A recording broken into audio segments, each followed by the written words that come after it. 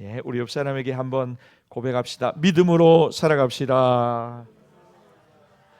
예, 여러분 오늘부터 우리가 하박국 말씀을 몇 주간에 걸쳐서 살펴보도록 하겠습니다. 우리 서론 부분 한번 우리 개관하고 말씀 듣도록 하겠습니다. 한번 띄워주시겠어요? 예, 우리 하박국 우리 살펴보도록 합시다. 한 장씩 좀 큰 화면으로 넘겨주세요. 네, 예, 이런 것도 준비했습니다. 네, 계속 넘겨주세요. 네, 제가 그만할 때까지. 예, 구조는 넘어가고요.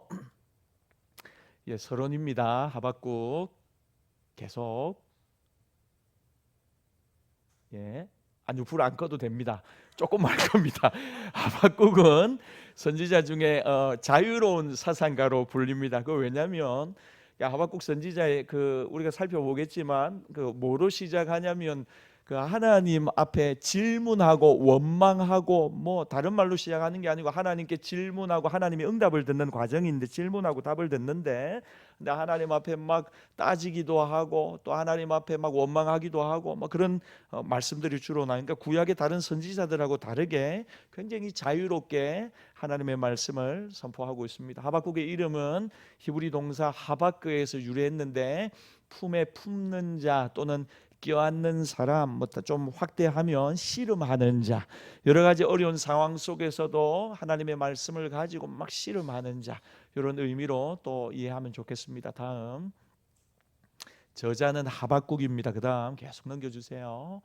예, 그는 레위 직분의 음악가였을 가능성도 있습니다. 선지자인데 제사장으로 이야기하는 분들도 있습니다. 왜냐하면 3장 4장 가면 하박국이 자기의 수금에 맞춘 노래다 하면서 우리가 잘 아는 노래 나오죠. 난 여호와로 즐거워하리. 그래서 음악가였을 가능성도 있다. 그 다음 기록 연대와 배경까지 한번 보겠습니다. 하박국에는 주전 608년 606년 사이에 기록된 것으로 보입니다. 여러 가지 뭐 정확한 연대가 나오지는 않습니다. 근데 두 가지 우리가 단서가 있는데 하나는 뭐냐면 이 남유다가 멸망 직전에 하나님이 갈대아를 일으켜 가지고 남유다를 치시고 징계한다는 말씀이 나오거든요. 그러니까 직전에 남유다가 멸망하기 직전의 말씀, 바벨론 침략이 임박했을 때 기록된 것으로 보입니다. 그다음 두 번째는 정의가 전혀 시행되지 못하오니라고 하는 하박국 1장 14절 말씀 보면 하박국 시대상을 이렇게 우리가 유추할 수 있는 말씀이 나오거든요. 그런데 여러분 그 앞에 왕 요시아는 주전 우리 640년부터 보면 이 도덕적인 종교개혁을 통해서 나라가 좀 새로워졌어요. 근데 지금은 종교개혁할 때하고는 전혀 다른 분위기라는 거죠. 그래서 우리가 이 하박국 기록 연대를 한 번 더 추정할 수가 있겠습니다. 그 다음 특징이 있습니다. 하박국의 특징. 예. 다른 선지자는 아까도 말씀했지만 백성에게 하나님 말씀 선포하는 걸로 시작하는데 하박국은 하나님께 질문하면서 오늘 말씀의 제목 것처럼 하나님 왜 어찌하여 이 두 문장을 가지고 자꾸 하나님 앞에 따지고 또 질문을 합니다. 그래서 하나님 앞에 호소하기도 하고 그런 말미암아 또 하나님의 대답을 촉구하기도 하고 그다음 하박국 2장 4절에 보면 이 하박국 전체 주제가 우리 저 부분 한번 읽어봅시다. 시작. 의인은 의인은 그의 믿음으로 말미암아 살리라. 살리라. 이게 여러분 하박국을 관통하는 주제가 되겠습니다. 그 다음 어찌하여라는 불평의 질문으로 시작해서 감사의 찬양으로 끝나는 대조를 보여줍니다. 그러니까 질문으로 시작해서 세 가지 질문으로 또 세 가지 답변을 들으면서 하박국이 정리가 됩니다. 그 다음 개관. 이렇습니다. 하박국의 질문과 하나님의 대답. 그래서 우리가 몇 주간에 걸쳐서 계속해서 이런 부분들을 살펴보도록 하겠습니다. 그다음 하박국의 질문과 하나님에 대한 대답. 하나님은 하박국의 첫 번째 질문에 하박국은 하나님께 첫 번째 질문을 합니다. 그게 뭐냐? 하나님께서 언제까지 유다의 악을 보고만 계실 것인가 하는 거죠. 유다 백성들 안에 넘치는 악이 있는데 하나님 왜 이걸 그냥 관망만 하고 계시고 보고만 계십니까? 하나님 왜 나서주지 않으십니까? 하고 질문함으로 시작을 합니다. 그 다음 우리 조금 이따 읽겠지만 2절과 3절 말씀에 이렇게 질문을 합니다. 이런 악이 유다 백성들한테 가득하다는 겁니다. 그 다음 그다음 하나님께서 거기에 대해서 답변하시는데 뭐라고 하냐면 이제 내가 갈대아인을 일으켜서 유다를 징벌하고 내가 이제 심판하겠다. 하나님 그렇게 말씀하시는 거예요. 그다음 그러면서 이제 갈대아 바벨론에 대한 이야기들이 쭉 나오고 그러니까 이제 두 번째 질문이 나오는데 그게 뭐냐면 하나님 우리도 악하지만 갈대아 바벨론은 더 악하지 않습니까? 근데 더 악한 놈들을 들어가지고 하나님의 백성을 심판하신다고요? 이건 뭔가 또 좀 말이 안 되지 않습니까? 하고 질문을 하고 거기에 대한 대답을 다음 주에 또 하나님의 말씀을 통해서 우리에게 주실 것입니다. 우리 오늘 설교 제목 같이 한번 읽어봅시다. 이제 끄셔도 됩니다. 설교 제목 시작. 설교 제목은 아시고 말씀을 들으십시오. 한 번 더 설교 제목 읽읍시다. 시작. 왜 착한 사람들에게 나쁜 일이 일어나는가? 여러분 헤롤드 쿠스노라고 하는 분이 세계적인 베스트셀러 왜 착한 사람들에게 나쁜 일이 일어나는가 책 제목입니다. 여러분 이분은 책 저자는 경건하고 존경받는 유대인 랍비입니다. 그런데 이분이 어느 날 아론이라고 하는 아들을 이렇게 출산을 합니다. 그런데 이 아론이 정상적인 아이로 잘 자라는 줄 알았는데 생후 8개월부터 몸무게도 늘지 않고 돌이 지나니까 1년이 지나니까 아이가 머리카락이 오히려 빠지기 시작을 하는 것입니다. 3살이 되었습니다. 뭔가 이상함을 느끼고 병원에 가서 진단을 딱 받아보니까 어떤 진단이 나왔냐면 선천적 조로증이라고 하는 진단을 받았습니다. 앞으로 아이가 자라는데 아무리 자라도 키는 90cm 이상 자라지 않습니다. 그리고 머리카락은 이제부터 계속해서 자라지 않고 빠져나갈 거고 몸과 신체와 피부가 노화 현상으로 이제부터 접어들게 된 아이가 태어났는데 어떻게 보면 이제는 우리 벤자민 버튼의 거꾸로 가는 시계처럼 아이가 점점 더 노화되어 가는 것입니다. 그러다가 보통 한 10년에서 한 15년 정도 살다가 이제 인생을 다하는 거. 그 여러분 이 병의 모습입니다. 그러니까 그런 진단을 이 아론이라고 하는 아들이 받은 것입니다. 이 진단을 받고 이 유대인 랍비가 하나님 앞에 엎드려 이렇게 기도합니다. 하나님, 제가 도대체 뭘 잘못했습니까? 왜 우리 가정에 하나님을 섬기겠다고 헌신하고 결단한 우리 가정에 그것도 우리 첫 아들에게 이런 일이 일어날 수 있습니까? 하나님 정말 사랑의 하나님이고 공평의 하나님이 정말 맞는 것입니까? 그때 이분의 마음속에 이 두 가지 질문이 일어나더라는 겁니다. 하나님에 대해서 이런 질문이 왜라는 거. 하나님 왜 이런 일이 일어났습니까? 우리 가정에 그것도 많고 많은 수많은 사람들 중에 왜 우리 가정에 어째서 이런 일이 일어난 것입니까? 두 번째 질문은 내 아들 아론은 어느 때까지 이런 고통을 이 땅에서 감내해야 합니까? 얼마 동안이나 얼마 동안이나 이 고통을 당해야 합니까? 결국 이 아론이라고 하는 아들이 15세 되던 해 1977년도에 완전한 노인의 모습으로 투병하다가 결국 세상을 떠나고 맙니다. 자기 아들이 세상을 떠난 4년 후에 자기 아들을 추억하며 그가 써내려간 책이 이 책입니다. 왜 착한 사람들에게 나쁜 일들이 이다지 많이 일어나는가 하는 거죠. 여러분 구약 성경 하박국도 오늘 이 두 가지 질문을 가지고 하나님 앞에 나갑니다. 왜? 첫 번째, 두 번째, 어찌하여? 하나님 어느 때까지입니까? 하는 거죠. 여러분 성경에 사실 이 하박국 선지자가 어떤 사람인가 자세히 밝히지 않습니다. 그의 배경이나 가정이나 가문에 대해서도 그저 주전 600년 전후에 당시에 가장 강대국이었던 아수르가 멸망하고 신흥 강대국 갈대아, 우리가 잘 아는 바벨론, 페르시아가 일어나기 시작하면서 바벨론 왕 느부갓네살이 이 이스라엘이 유다가 그토록 의지하던 애굽을 남쪽에 있는 애굽을 정복한 후에 본격적으로 이제 남유다를 침공하기 시작합니다. 조국의 운명이 이제 풍전등화와 같은 그때에 선지자이며 제사장인 하박국에게 오늘 하나님의 말씀이 임하는 것입니다. 하박국의 이름의 뜻이 뭐라고 했습니까? 끌어안는 자, 씨름하는 자라는 뜻입니다. 오늘 조국이 무너져가는 비참한 상황 속에 하나님 앞에 하박국이 나와 질문하고 하나님의 대답을 듣고, 여러분 이런 질문하고 하나님의 대답을 듣고 이런 형식으로 하박국이 진행이 됩니다. 첫 번째 질문이 이것입니다. 어찌하여, 우리 3절 말씀 같이 한번 읽겠습니다. 시작. 어찌하여 내게 죄악을 보게 하시며 패역을 눈으로 보게 하시나이까? 겁탈과 강포가 내 앞에 있고 변론과 분쟁이 일어났나이다. 어찌하여 하나님 어떻게 해서 이런 일이 우리의 삶에 일어나는 것입니까?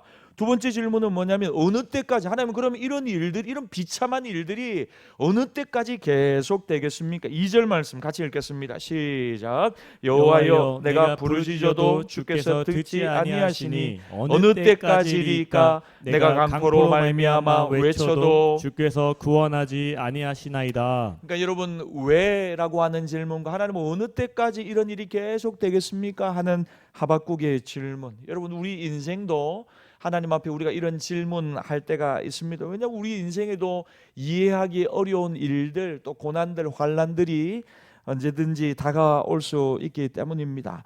여러분 여기서 우리는 고난의 세 가지 특징을 발견하게 됩니다. 첫 번째 특징은 뭐냐면 고난은 누구에게나 다 다가온다는 것입니다. 여러분 신앙생활을 한 뒤로 만사 형통하시고 아무런 어려움도 없고 감기도 한 번 안 걸리고 정말로 무병장수하시고 튼튼하시고 행복하시고 그러시죠? 아무도 아멘 안 하시네요. 그 여러분 왜 그러냐면 신앙생활을 시작한 뒤로 더 어려워지는 분들도 계세요. 이거 목사님 이거 뭔가 약속하고 다른 거 아닙니까? 신앙생활을 열심히 하고 있는데 희한하게 가게 매출이 안 오릅니다. 사업은 더 내리막길인 것 같고 교회 쫓아다닌다고 건강은 더 안 좋아진 것 같습니다. 이전에는 잘 쉬기라도 했는데 이거 뭐 목사님이 하도 쪼우시니까 금요일도 가야 되고 주일도 오전 예배만 드린다고 뭘 하니까 오후 예배도 드리고 피곤해 죽겠습니다. 참 어렵습니다. 그러니까 신앙생활 시작한 뒤로 뭐 짜다리 좋아진 게 별로 없습니다. 뭔가 수입이 많아지거나 컨디션이 좋아지고 뭔가 좀 더 좋은 일이 있거나 기도가 팍팍팍팍 응답이 된다거나 오히려 신앙생활 하면서 더 신경 쓰여지는 게 많아진 것 같고 그래서 목사님 진짜 신앙생활 하면 좋은 게 맞습니까? 여러분 이런 이야기하는 분들도 가끔가다 계시죠. 그러니까 여러분 오늘 성경이 우리에게 이야기하는 첫 번째는 뭐냐면 고난은 누구에게나 다가온다는 것입니다. 예수 믿는 사람이라고 해서 고난이 통과, 프리패스가 아니라는 것입니다. 그럼 여러분 우리도 질문하죠. 하나님 왜요? 제가 뭘 잘못했습니까? 신앙생활 제가 뭐 똑바로 안 하고 있습니까? 제가 하나님 앞에 뭔가 약속한 거 안 지킨 게 있습니까? 왜 우리 가정에 우리 아이들에게 저에게 이런 고난이 계속되는 것입니까? 여러분 이것이 고난의 보편성입니다. 모든 사람들에게 이런 고난이 다가오고 이런 모든 질문을 우리가 신앙생활 하면서 얼마든지 할 수 있다는 겁니다. 왜? 언제까지? 어찌하여? 예수 믿는 사람들이 착각할 수 있는 것이 이거죠. 예수 믿으면 고난이 비껴간다고 생각하는 것입니다. 아닙니다.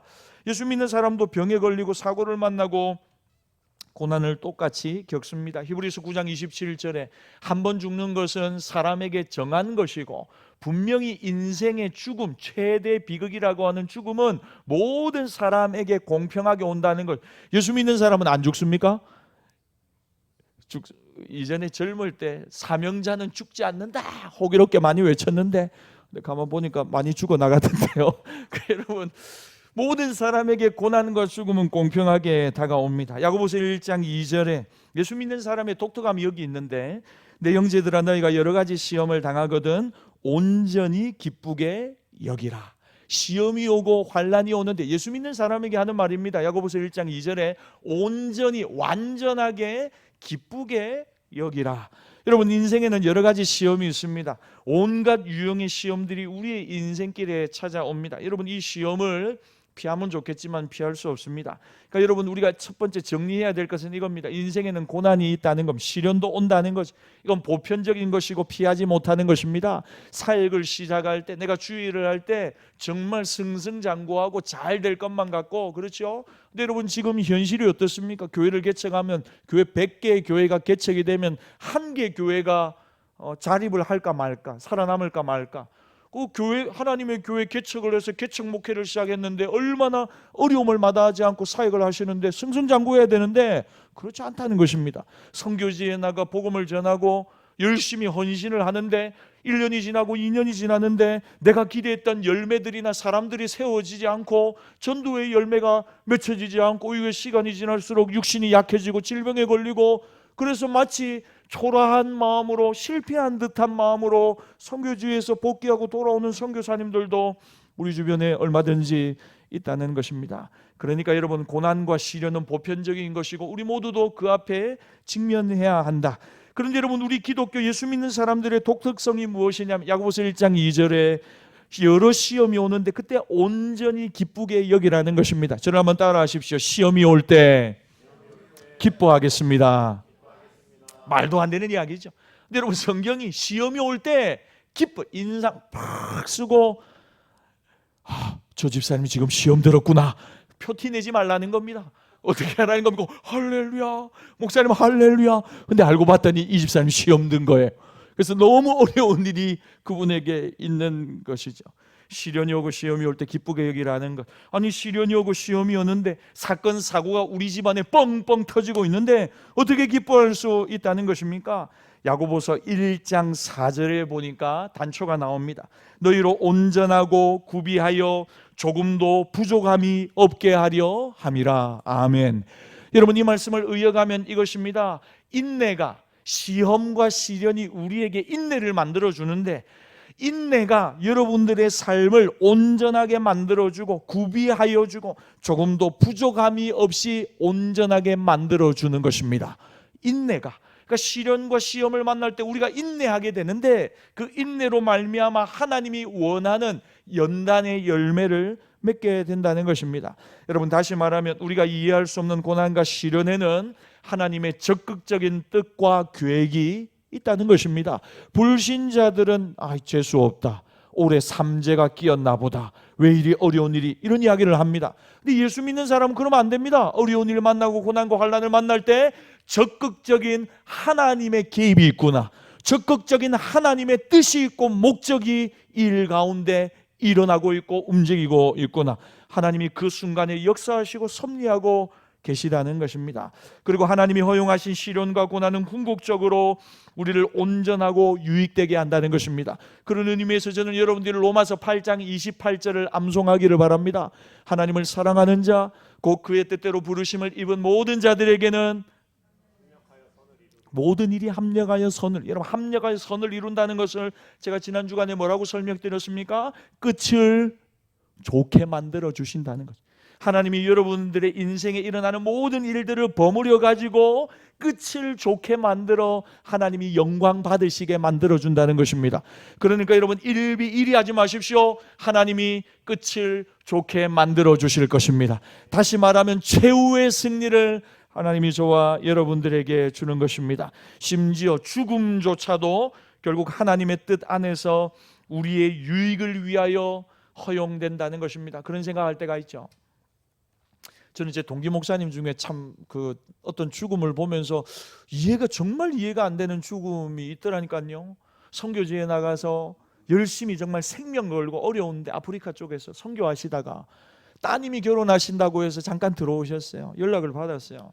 국내 들어오셨다는 이야기를 들었는데 한 2, 3일 지났나 돌아가셨다는 연락을 받았어요. 선교사님이 왜요? 하니까 따님 오셔가지고 웨딩 촬영하고 아빠하고 사진 찍고 이래서 따님하고 예비신랑은 차를 타고 가고 자기는 대중교통 이용하겠다고 횡단보도 이렇게 그냥 멀쩡히 서 있는데 갑자기 덤프트럭이 와가지고 들이받아버렸어요. 그래서 선교사님이 그 길로 하나님 부름 받았어요. 이야기를 듣고 믿기지가 않았어요.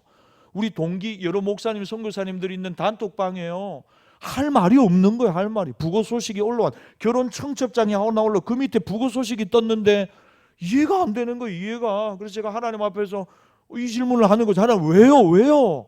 다른 사람 많이 있는데 이분은 정말로 지금 선교지 현장에서 정말 필요한 분이고 정말 열심히 목숨 걸고 사역하고 선교하던 분이 따님 결혼한다고 들어요. 여러분, 그 한 주 뒤에 결혼식 하는 따님의 마음이 어떻겠어요?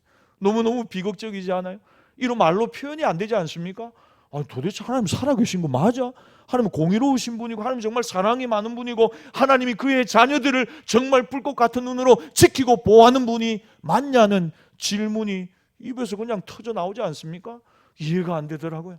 이해가 정말 안 되더라고요. 그런데 여러분, 우리가 이해할 수 없는 그 상황 속에 심지어 죽음조차도 결국 하나님의 뜻 안에서 어떻게 해요? 우리의 유익을 위하여 하나님이 허용하시는 뜻이 있다는 것입니다. 그러니까 여러분, 고난이 있고 시련이 있고 피할 수가 없다. 그럼에도 그 고난의 가치가 있고 긍정이 있고 심지어 죽음조차도 하나님의 뜻 안에서 유익이 있다는 사실을 저와 여러분이 믿을 수 있기를 축복합니다. 목회를 하는데, 아멘이 정말 적네요. 목회를 하는데 제가 목회 성공과 실패가 어디 있겠습니까? 많은 제가 유명한 목사가 안 되는 거예요. 목회가 막 짜부러지고 힘들어지고 해가지고 성도들이 더 떨어져 나가고 막 김인호 목사 싫어 하고는 떠나버리고 이래가지고 결국 교회가 짜부러 들어가지고 나중에 앉아있는 사람 사랑이 한결이 진솔이 저희 집사람 내 사람만 딱 앉아있는 거예요. 아이고야, 그럴 수도 있지 않겠어요?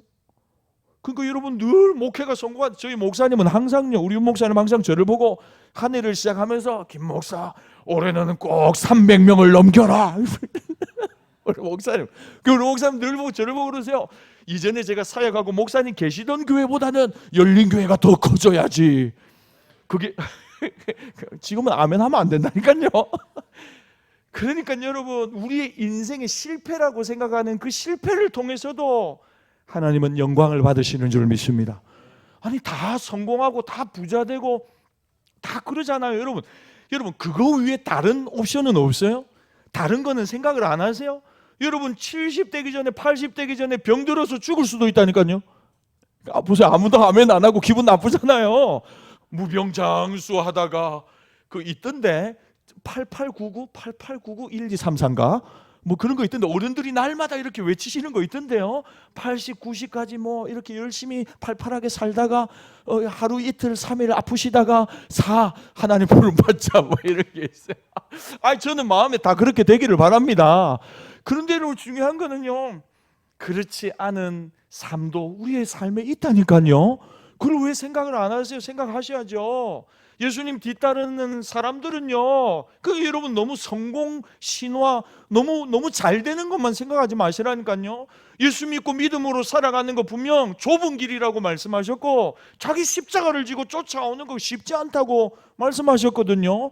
엄마하고 아들이 같이 있다가 나 믿는 것 때문에 가정에 불화가 생기고 분열이 생기고 어려움이 생길 거라고, 예수 믿는 것 때문에 어려운 갈등이 생겨날 거라고 성경이 이렇게 이야기하잖아요. 그러니까 여러분 우리가 너무 환상에만 젖어가지고 너무 좋은 것만, 물론 하나님은 좋은 분이세요. 그러나 여러분 하나님은 조금 이따 이야기하겠지만 하나님은 창조주세요. 우리는 피조물이에요. 근데 우리가 그걸 잊어버릴 때가 많다니까요. 여러분 머리가 여기서 제일 머리 좋은 분 IQ가 얼마세요? 끽 해봐야 150 아닙니까? 150? 죄송합니다. 제가 여러분 무시한지 모르지만 여러분 150 가지고 하나님의 계획을 여러분들이 뭐 어떻게 저렇게 이야기를 하고 판단을 하고 생각을 하시고, 천만의 말씀이죠. 여러분 우리는 겸손해야 됩니다. 하나님 어떻게 여러분들을 인도해 가실지 모르는 겁니다. 선하시고 좋으신 뜻 안에서 실수하지 않고 저와 여러분을 부르시고 인도해 가고 계심을 믿습니다. 고난이 있습니다. 시련이 있습니다. 피할 수 없습니다. 그럼에도 그 고난에 가치가 있고 긍정이 있고 심지어 죽음조차도 하나님의 뜻 안에 유익이 있다는 사실을 여러분들이 믿음으로 받으시기를 바랍니다. 우리가 새벽마다 지금 베드로전서 살펴보고 있습니다. 베드로전서는 초대교회 고통받는 성도들, 흩어진 유대인들에게 베드로가 보내는 편지입니다. 고난과 핍박이 있다는 겁니다. 신앙생활 때문에 불시험이 있다는 겁니다. 뭐라고 합니까? 이상하게 여기지 말래요. 그거 있는 게 당연한 것이고 즐겁고 기쁘게 그것을 받아랍니다. 고난과 시험을 받으래요. 왜냐? 예수님도 고난을 받으셨거든요. 우리가 예수님의 사람들, 예수님을 뒤따르고 있어요. 예수님이 고난 받으셨어요. 그러니까 저와 여러분도 고난 받아요. 예수님의 고난의 상황에 생각하라는 거예요. 그러면 그 마음이, 우리의 마음이 어떤 마음으로 변화된다고요? 어제 말씀에, 새벽 말씀에 마치 갑옷을 입은 것처럼 우리의 마음이 지켜지고 보호될 것이다. 여러분들이 고난 가운데 예수님 받으신 고난을 바라보면 이거 아무것도 아니다. 예수님 날 위해 고난도 받으셨는데 이게 뭐야? 여러분 다른 사람 섬기지 않는 자리에서 섬기고 충성하고 헌신하고 뭐 이럴 때 다른 사람은 안 하는데 나 혼자 이거 해야 되나? 하는 마음이 들 때가 있어요. 다른 사람 알아주지 않을 때 특별히 서운한 마음과 함께 그때는 누구를 생각하라고요? 예수님 생각. 애매히 고난받을 때 예수님 생각하라는 거예요. 다른 사람 아무도 학교 앞에 나와 전도 안 하는데 나는 학교 앞 나와서 전도하는데 다른 사람 뭐 하는 거냐? 원망하고 불평하는 마음들이 막 날 때가 있거든요. 다른 사람 안 하는 일들을 할 때. 반대로 이야기하면 여러분 다른 사람 안 하는 일을 하세요 좀. 그러면 무슨 마음이 드는 줄 아세요? 예수님의 고난을 묵상하게 돼요. 그러면서 더 깊은 곳으로 나갈 수 있는 거예요. 그때 여러분 우리가 예수님 바라볼 때 우리의 마음이 마치 갑옷을 입은 것처럼 우리의 마음이 상처받지 않고 얼마든지 이겨낼 수 있다. 예수님 바라보라. 오늘 큐티에 보니까 또 뭐랍니까? 고난을 통해서 이제 정욕이 지나가고 그치게 된다 했어요. 믿음으로 고난을 이겨내므로 하나님이 영광 받으시고 우리 주변에도 하나님의 선한 은혜가 흘러가게 된다는 거죠. 다시 말하면 고난은 보편적인데 누구에게나 오고 다가오는데 고난에 유익이 있다는 사실을 여러분들이 꼭 기억하시기를 바랍니다. 두 번째 고난의 특징은 뭐냐면 고난의 이유를 우리가 잘 모른다는 것입니다. 어떤 철학자도 어떤 신학자도 이 문제에 대해서 명쾌하게 대답할 수가 없습니다. 여러분 한번 대답해 보십시오. 그 선교사님, 제 동기 목사님 선교사님, 아프가니스탄에서 복음을 전하다가 그렇게 생명을 걸고 모든 걸 내던지고 잘 나가던 분이셨어요. 똑똑한 분이세요. 근데 복음을 전하다가 이 땅에 와서 딸 결혼식 한 주일을 앞두고 그렇게 허망하게 하나님 부름을 받아 올라간 것, 그 여러분 거기에 대해서 여러분 뭐라고 이야기를 하고 뭐라고 설명을 하겠습니까? 설명할 수가 없죠.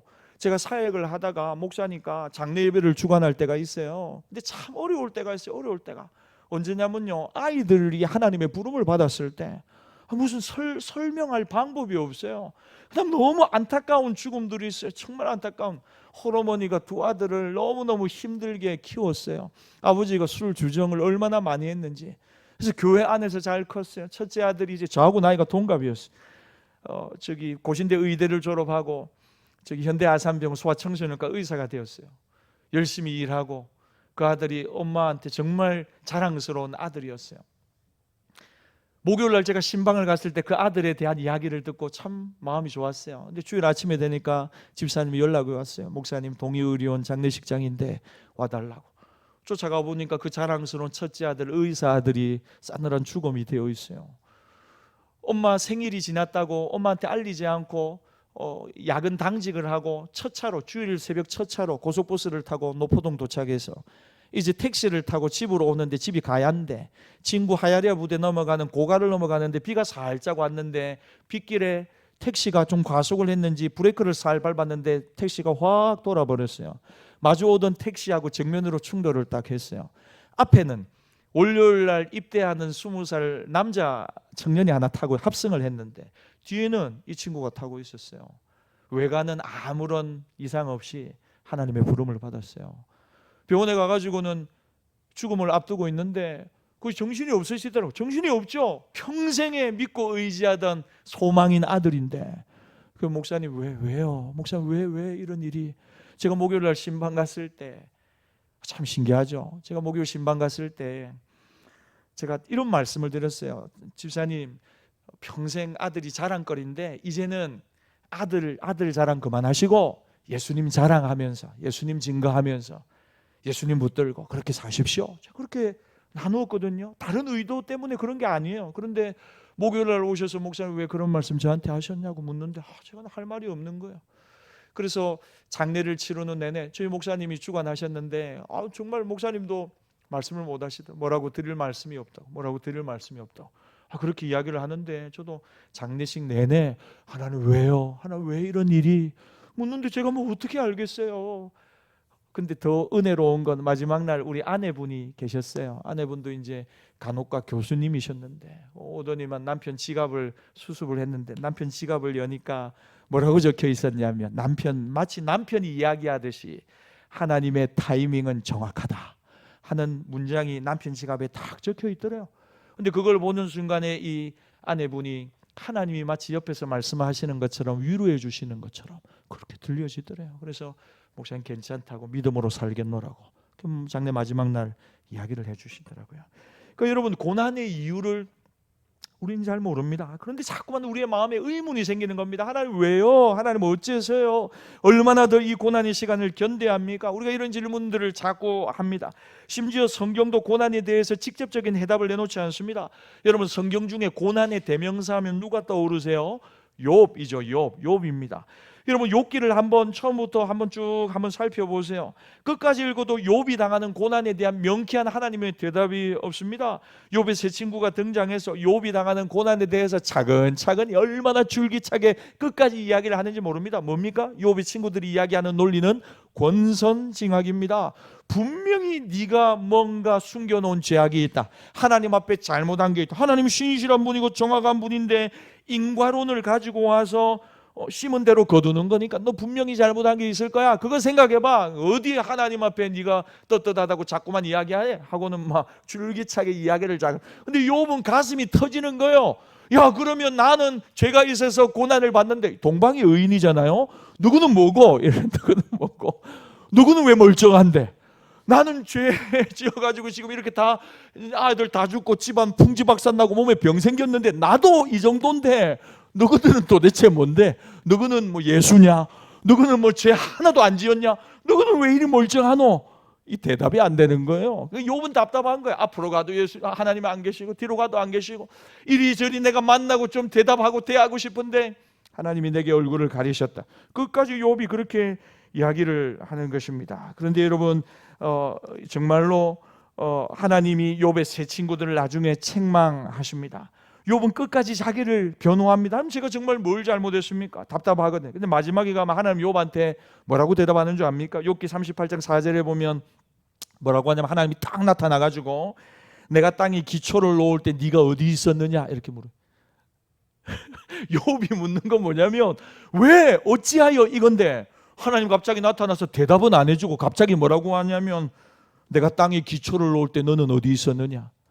내가 저기 악어 만들 때 너는 어디 있었느냐? 하늘의 별을 만들 때 너는 그때 뭐하고 있었느냐? 내가 공룡을 왜 저렇게 만들지 너는 알고 있느냐?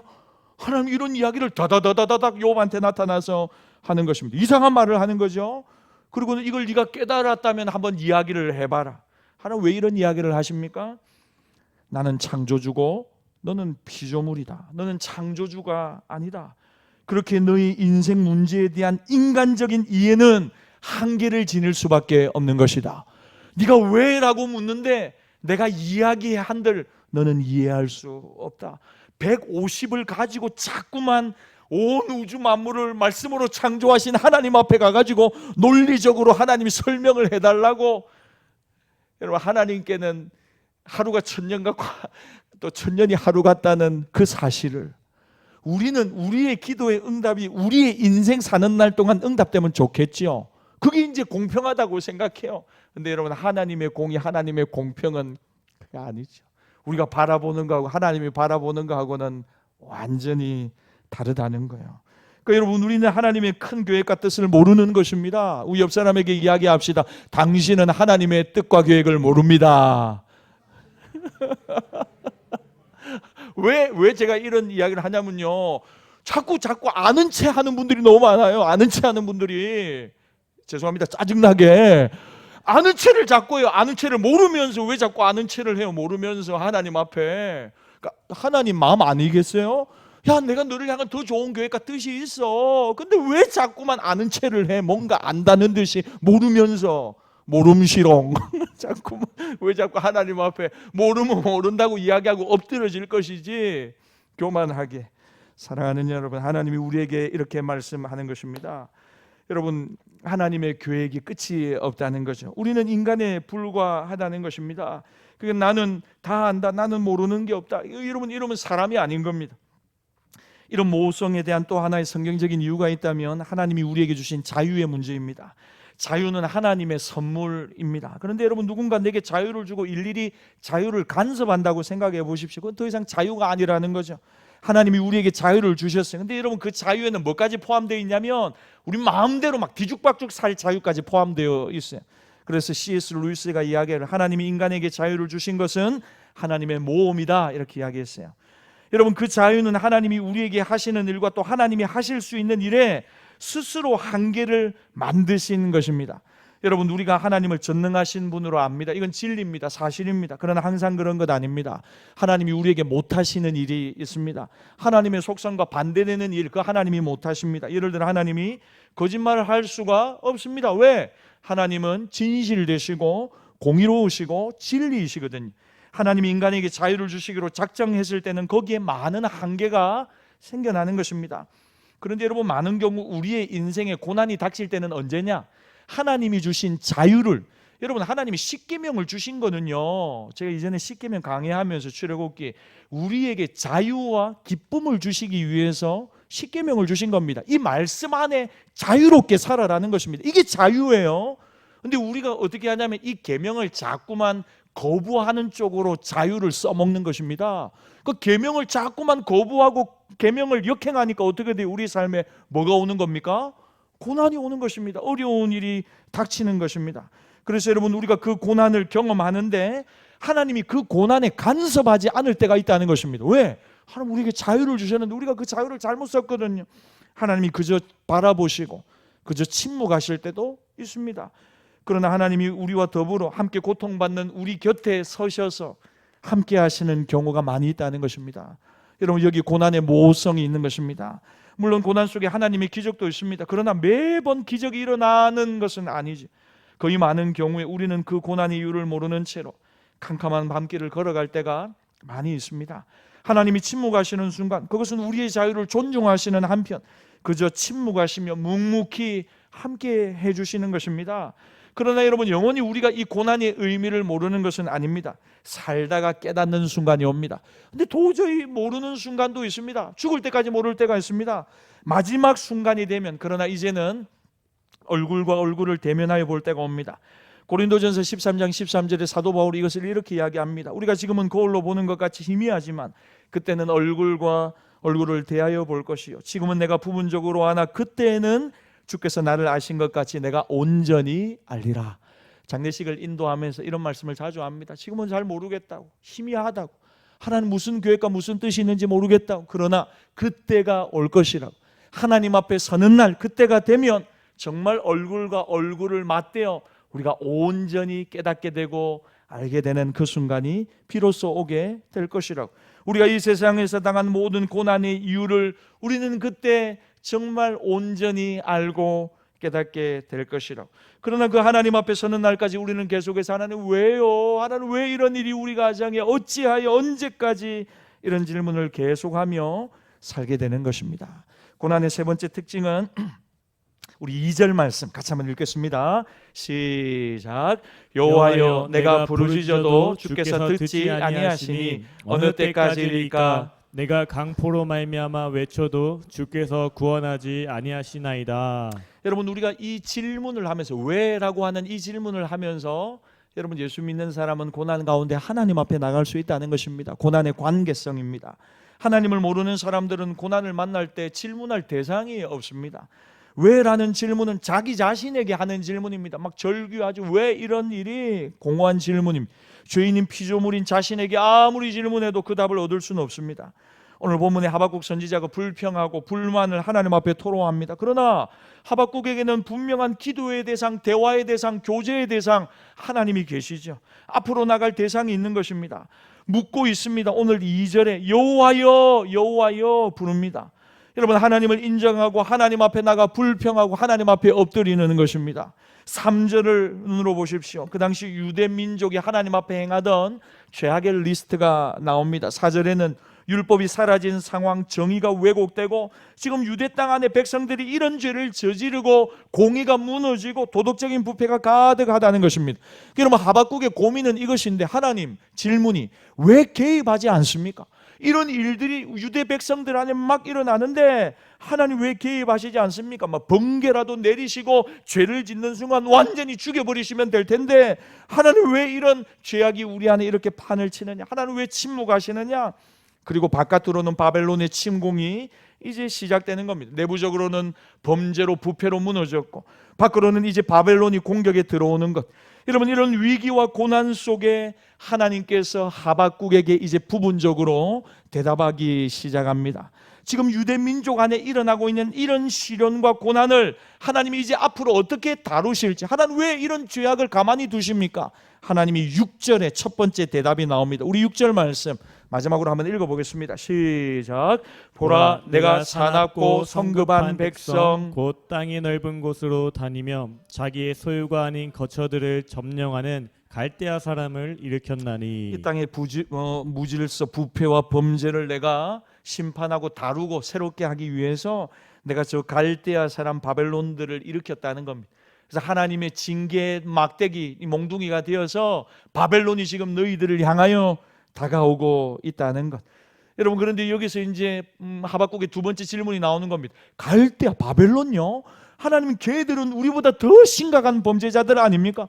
우리보다 더 악독한 사람들을 일으켜서 하나님의 백성을 책망하는 거, 이게 도대체 어떻게 하나님의 공의일 수가 있습니까? 라고 두 번째 질문이 나오고, 여기에 대해서 하나님이 대답하시는데 그건 다음 주일에 살펴보도록 하겠습니다. 여러분, 오늘 하나님이 주시는 말씀을 가지고 오늘 우리가 한번 기도하고 싶은데요, 여러분, 그것은 우리 모두에게 고난이 있다는 것입니다. 모든 사람들에게 인생에 고난이 있습니다. 피해가지 않습니다. 근데 기억하십시오. 고난에 유익이 있습니다. 하나님 유익되게 하십니다. 인내케 하시고 그 고난을 통해서 우리를 연단해 가시는 하나님의 또 다른 계획이 있다는 것입니다. 여러분, 이 고난을 통해서 우리는 하나님께 더 가까이 나아갑니다. 하나님의 말씀을 더 붙잡습니다. 그래서 믿음으로 결단하는 겁니다. 오늘도 하나님 믿음으로 살아가겠습니다. 믿음으로 살아가겠습니다. 왜? 라고 묻지 말고, 어찌하여, 언제까지라고 묻지 말고, 하나님이 이 어려운 시간과 상황 속에서도 하나님을 바라보고 하나님을 신뢰하게 하옵소서.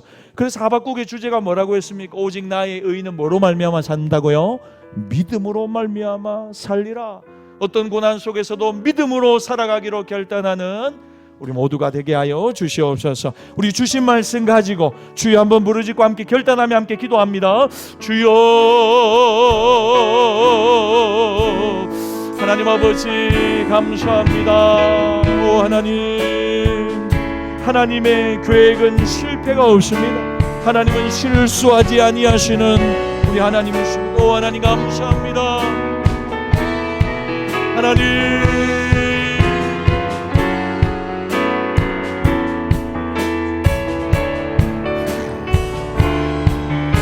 하나님, 주여,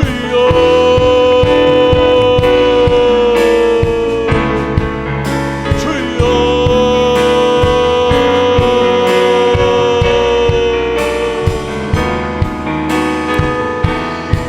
하나님 아버지, 가장 좋은 것을 주시는 하나님 찬양합니다. 하나님 감사합니다. 하나님, 어떤 어려움 속에서 하나님은 실패하지 않고 하나님의 뜻은 실수하지 않고 우리의 삶의 그대로 이루어짐을 믿습니다. 어떤 어려움도 넉넉히 이겨내게 하시고 합력하여 선을 이루시는 하나님 바라보며 믿음으로 승리하게 하옵소서. 주님 감사합니다. 주님 감사합니다.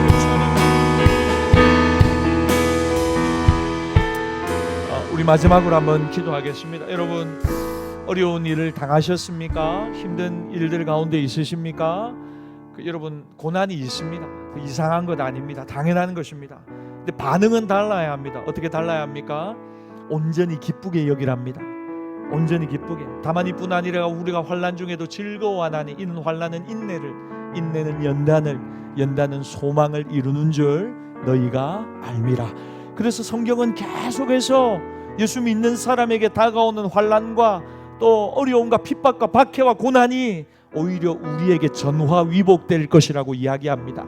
그래서 여러분, 이 시간 우리의 삶의 어려운 문제를 가지고 하나님 앞에 나아가겠습니다. 하나님, 이 일을 통하여 내가 낙심하거나 좌절하거나 원망하거나 투덜대지 않고 감사하며 온전히 인내하며 하나님 바라보며 믿음으로 넉넉히 이겨내는 믿음의 백성들이 다 되게 하여 주시옵소서.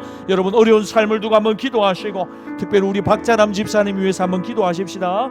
어제부터 유도분만에 들어갔는데 아이가 잘 내려오지 않고 있답니다. 내일까지 한번 해보고 안 되면 우리 제왕절개하는 방법밖에 없답니다. 바라기는 하나님 오늘 내일 사이에 순산할 수 있도록 은혜 베풀어 달라고, 그렇지 않더라도 산모도 아이도 건강하게 출산할 수 있도록 은혜 베풀어 달라고 우리 주여 한번 부르짖고 우리 한번 기도의 제목 가지고 함께 기도합시다. 주여,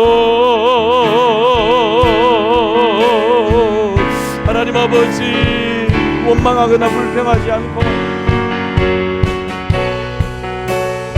감사하며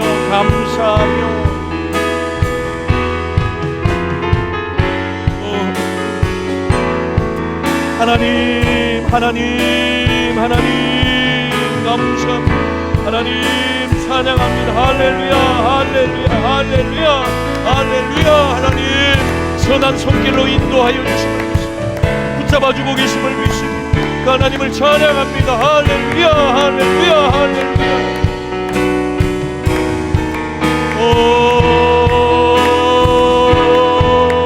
하나님 아버지 하나님 아버지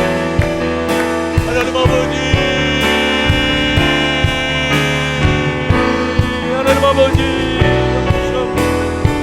하나님 아버지 날 부르신 듯 내 생각보다 크고 날 향한 계획 나의 지혜로 증량 못하나 가장 좋은 길 가장 완전한 길로 오늘로 날 이끄신 민 날 부르신 듯 내 생각보다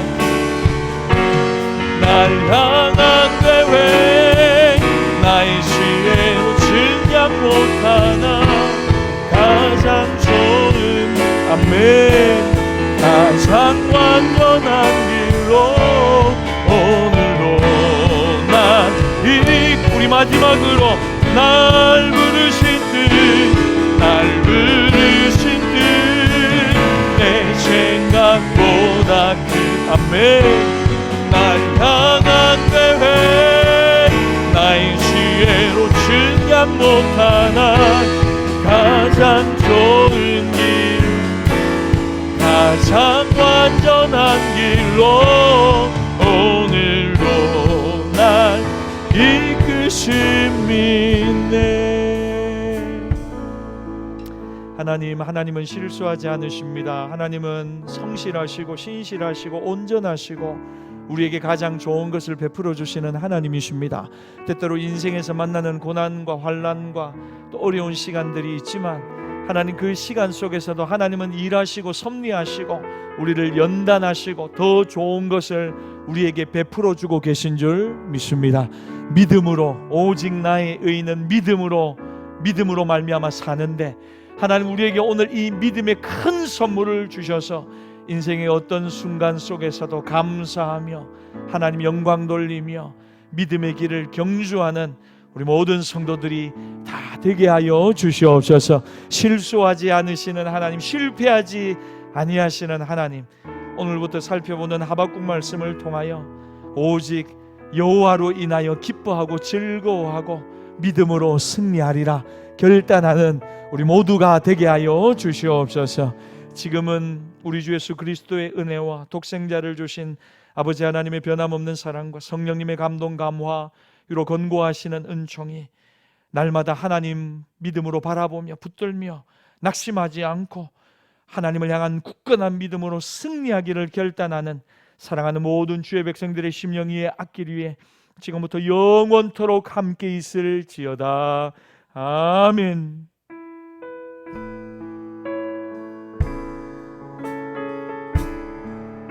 하나님 감사합니다.